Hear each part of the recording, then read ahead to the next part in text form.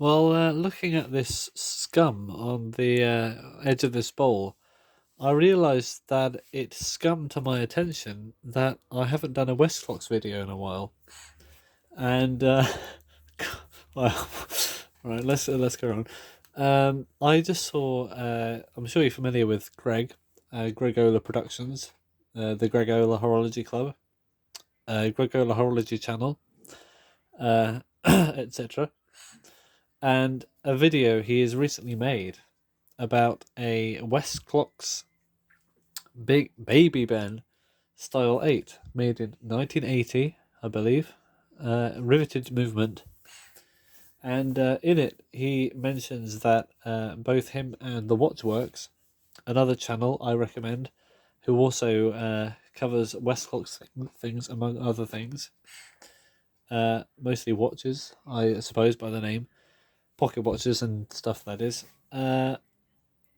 He said that well, Pin Palette 20 anyway, has not made a Westclox video in a while. Has not covered a Baby Ben Style 8. And I am about to change that because if there's something alarm clock related that I'm missing out on, I'm not going to miss out on it. So it just so happens that I have here a Westclox Baby Ben. I did not expect to do that. Right. It is a Westclox Baby Ben Style 8, and I'll get into that in a momo. But first of all, this thing has not been serviced by myself yet. I've had this for a long, long time. I bought it without a base on it, so the base isn't original, but it is an early one, an earlier model. I believe it's from 1966, if I remember correctly. I think I opened it up some time ago, but I have not touched the movement because the last time I opened it up was back in a time when I didn't really feel confident working with these things. That is much different now, however. For example, I have this literally sitting on my what's the name up there. So I think it is due time to take a look at one of these things. Now this is a relatively common and I'd say somewhat famous alarm clock. This is the made in Scotland version, but of course the originals, well, not the originals, they're all original. The design, I believe, originates from America, as that's where Westclox is based, or was anyway. And they made these in at least 4 countries, I believe: United States, Canada, Scotland, well, the United Kingdom, and also Mexico. I think Mexico as well. I'm not sure of a whole lot about Westclox in Mexico. I know there was definitely a thing about Westclox in Mexico, but I think it's Mexico. I'll just double check because I got my computer here. Okay, well, I found this anyway. That rather unusual looking thing there appears to be a Westclox Baby Ben Style 7, which I'll get in a second, with the dial and hands of a Style 8. Now, I'm not sure how original that particular item is, because there is, in fact, another one there. So I imagine it's an original thing, but it says made in Mexico. Now, what's interesting about the description is it says it's made in 1962, which would mean it is a Style 7 chronologically, because the Style 8 didn't come out until 1964.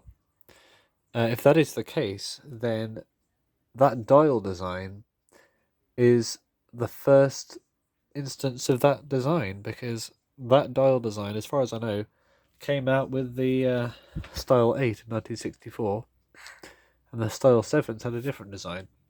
So the dial and hands, if that clock is indeed from 1962, because the case looks like it's from 1962 because it's a Style 7 style. Style 7 style? But the dial and hands are Style 8 style. So that's an interesting intermediate thing, and it is apparently made in Westclox. made in Mexico. So fancy that. There was a factory in Brazil, which as far as I know made more. I think they started in the 40s like the Scotland one did. Maybe earlier, maybe later, I'm not sure. There's quite a lot about, well, not about it exactly, but quite a few not Brazilian. Yeah, Brazilian Westclox is on the internet. If you search up Despertador Westclox, which means alarm clock in Portuguese, then you get lots of results from Brazil and Mexico and the area around there. Well, I suppose Brazil's Spanish, isn't it? But I think the word is the same. So, Despertador Westclox, and I use Translate for that, because typing in results in other languages can yield amazing finds, especially with alarm clocks and the like. So if you want to go hunting for very unusual and slightly cursed Westclox timepieces, etc., I'd recommend looking for South American ones, because they are really a feast.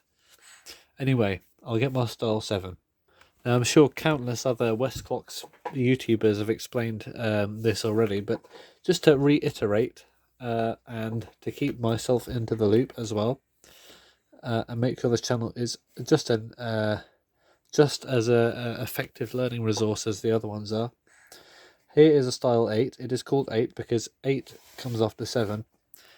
This is a style 7, and this is a style 6. These are all baby bends made in Scotland.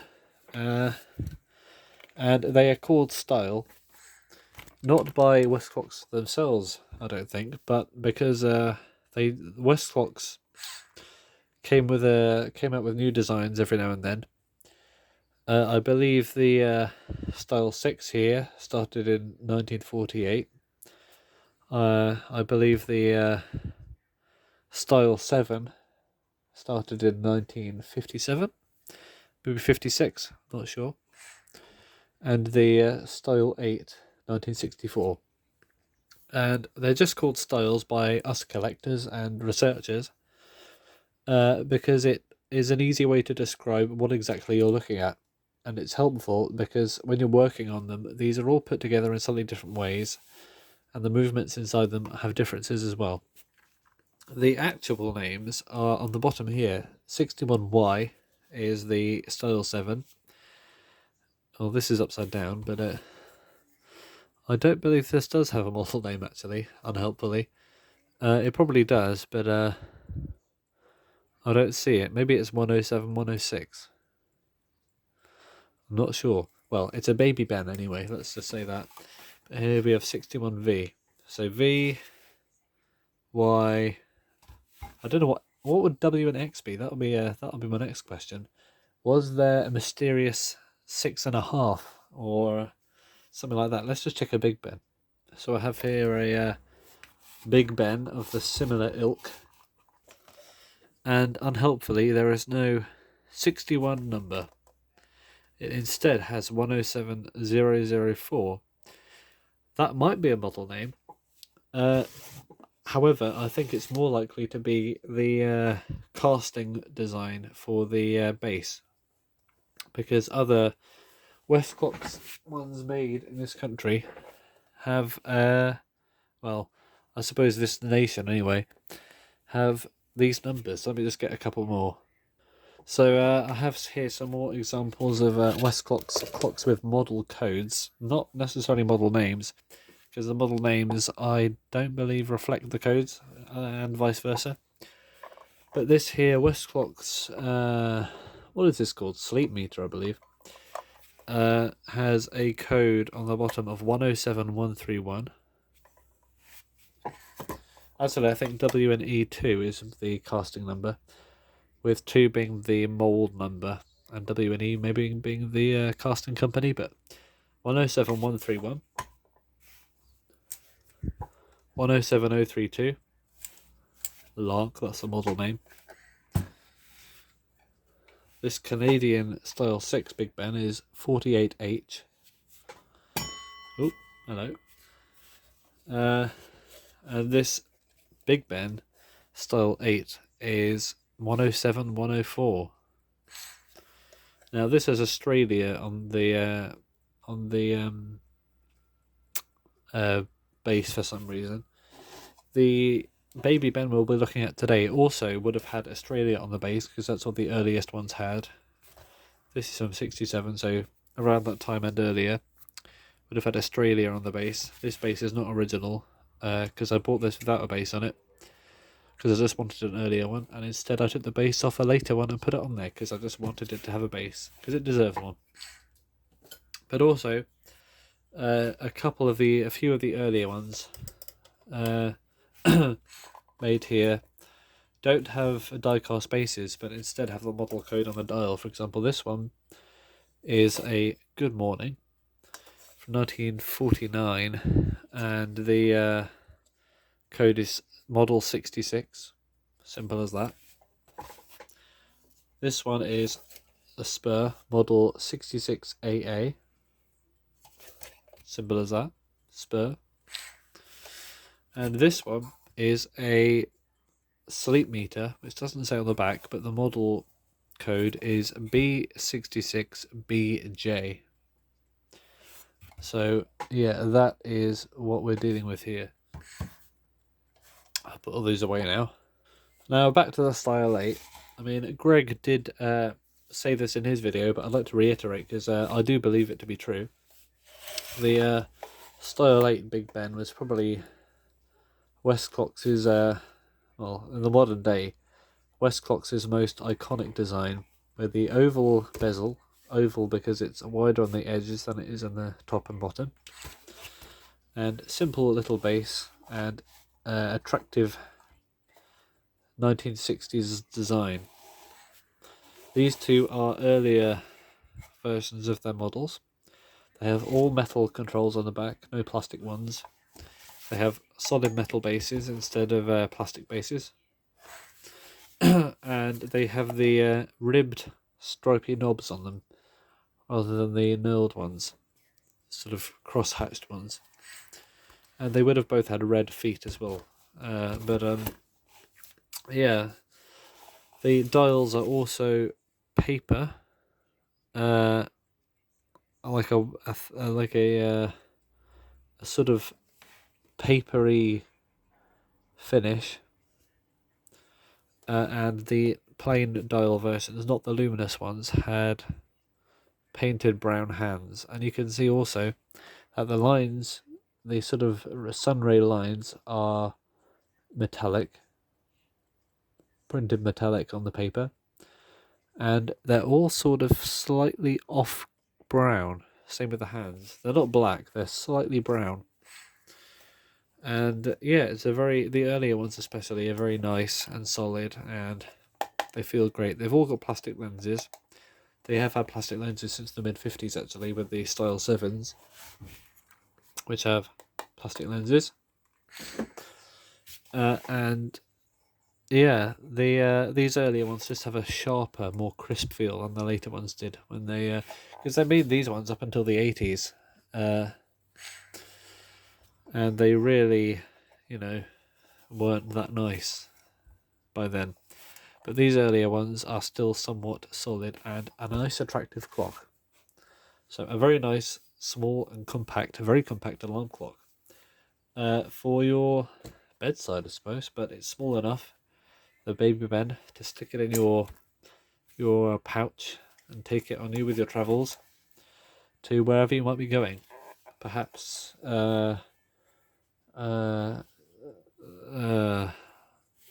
Guyana or something like that. I don't know, but yes, it's a good little friend to have on your bedside.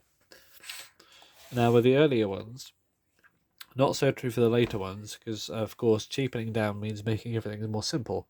But the earlier ones had a different movement in the Big Ben and the Baby Ben.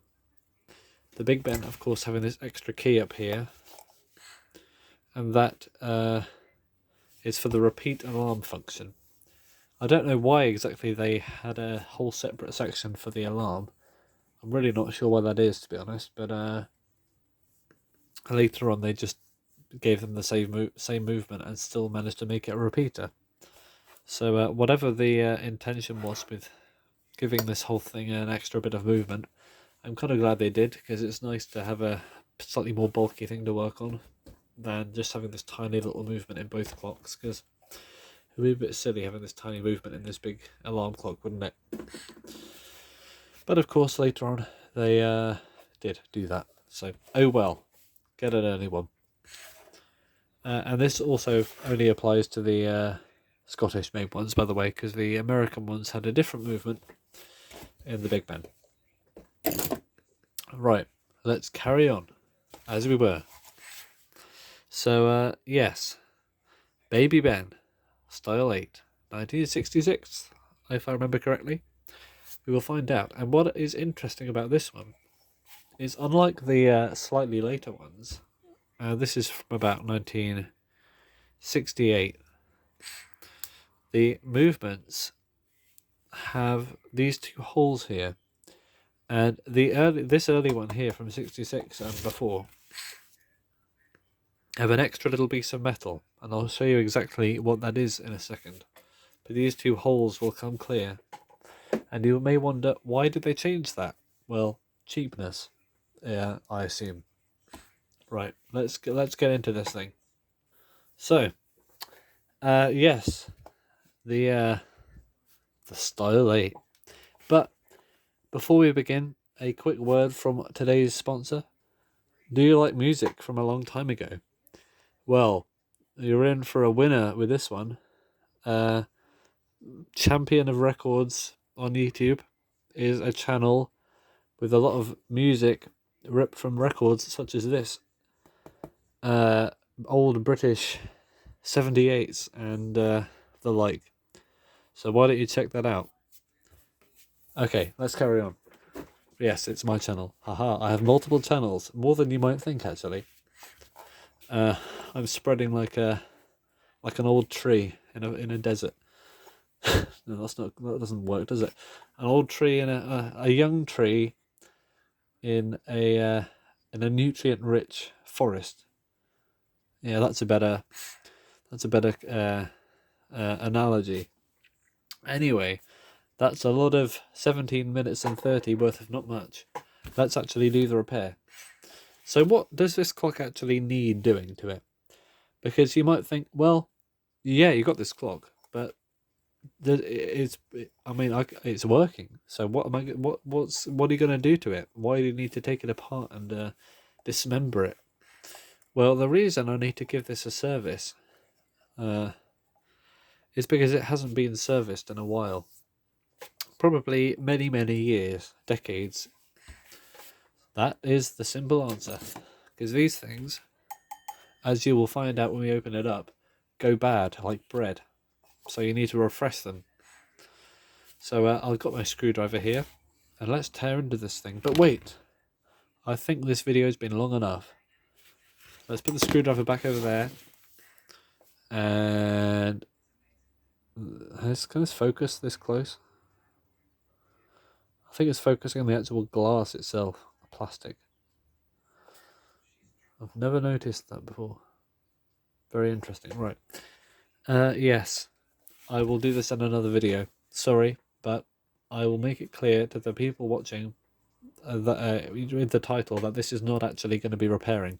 Next video will be. So, see you then.